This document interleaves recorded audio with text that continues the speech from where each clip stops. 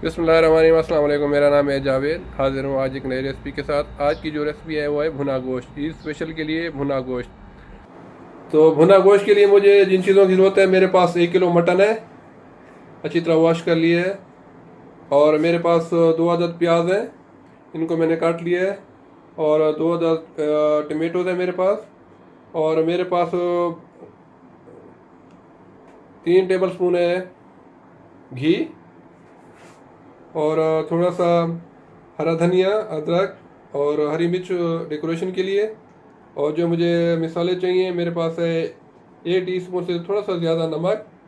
और 1 table spoon मेरे पास है लाल मिर्च पिसी हुई।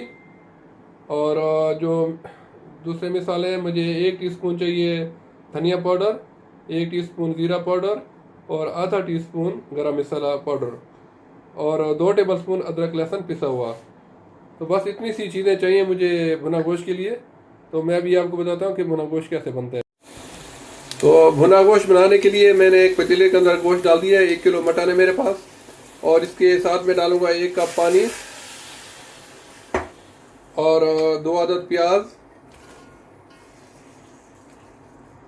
और 2 अदद कटे हुए टमाटर, 2 टेबल स्पून अदरक लहसुन का पेस्ट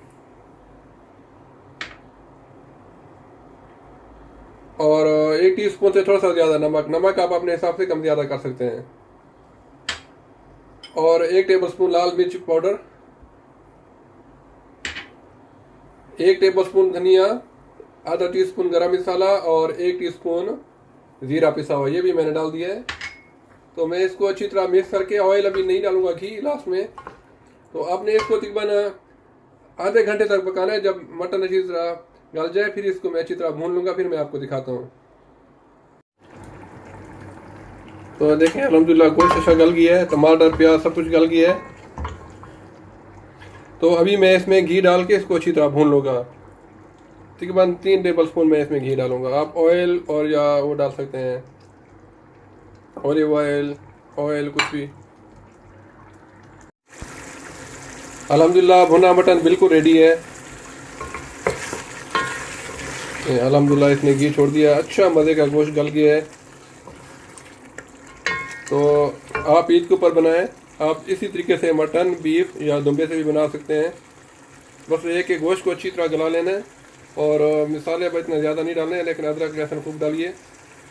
तो पाकिस्तान में अगर आप ईद की कुर्बानी के गोश्त से बना रहे हैं तो आपको ऑयल या घी डालने की ज़रूरत नहीं होगी, क्योंकि बकरे में काफ़ी चर्बी वगैरह होती है, तो उससे आप बना सकते हैं। तो बिल्कुल भुना गोश्त रेडी है। अभी मैं इसको डिश आउट करके आपको इसकी फाइनल लुक दिखाता हूँ। अल्हम्दुलिल्लाह मटन बिल्कुल रेडी है। भुना मटन, भुना गोश्त इतना मज़े का बना है। आप ईद के ऊपर बनाएं प्लीज़ और इन्जॉय करें। इसमें इतने कोई ज़्यादा मसाले भी नहीं हैं। आप रोटी और नान के साथ खाएं।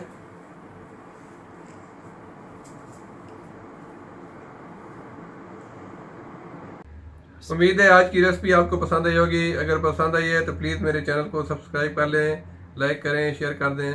तो इंशाल्लाह जल्द मिलता हूँ एक नई रेसिपी के साथ। तब तक के लिए खुदा हाफिज़ और ईद मुबारक।